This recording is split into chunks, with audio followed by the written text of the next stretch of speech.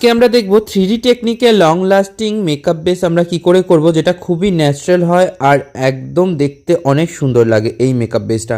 প্রথমেই আমি এখানে পিক্সি টোনার দিয়ে দিয়েছি এবং এই মেকআপ বেসটা কিন্তু খুব লং লাস্টিং হয়। দেন আমি এখানে দিচ্ছি কিন্তু পিএসির অ্যাকোয়া ব্লাস্ট ময়শ্চারাইজার, যেটাকে ভালো করে ফেসে অ্যাবজর্ব করাবো।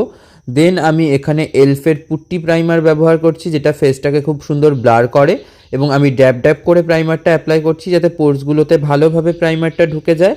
এবং পুরো ফেসে প্রাইমারটা অ্যাপ্লাই করার 2 মিনিট পর আমি এখানে ফেসের ওপর ম্যাকের prep plus prime plus fix আবার স্প্রে করছি। দেন স্টুডেন্টদের এখানে বিউটি ব্লেন্ডার ইউজ করার কিছু হ্যাক আমি শেয়ার করছিলাম। তোমরাও যদি শিখতে চাও এরকম সুন্দর মেকআপ, তাহলে 28শে জুন থেকে কিন্তু আমার পরবর্তী মেকআপ ব্যাচ শুরু হচ্ছে। যাই হোক, এবার কিন্তু আমি এখানে একটা কনসিলার প্যালেট থেকে আমার স্কিন টোন থেকে এক টোন ডার্ক কনসিলার নিয়ে নিয়েছি কালার কারেকশনের জন্য, এবং জাস্ট চোখের নিচে এবং যেই এরিয়াগুলোতে কালার কারেকশন দরকার একদম হালকা করে সেই এরিয়াগুলোতে কনসিলার দিয়ে দিলাম। প্রোডাক্ট কোয়ান্টিটি অল্প থাকতে হবে। এবং ক্রিম ব্লাশ এখানে কিন্তু অ্যাপ্লাই করেছি চোখের আউটার কর্নারের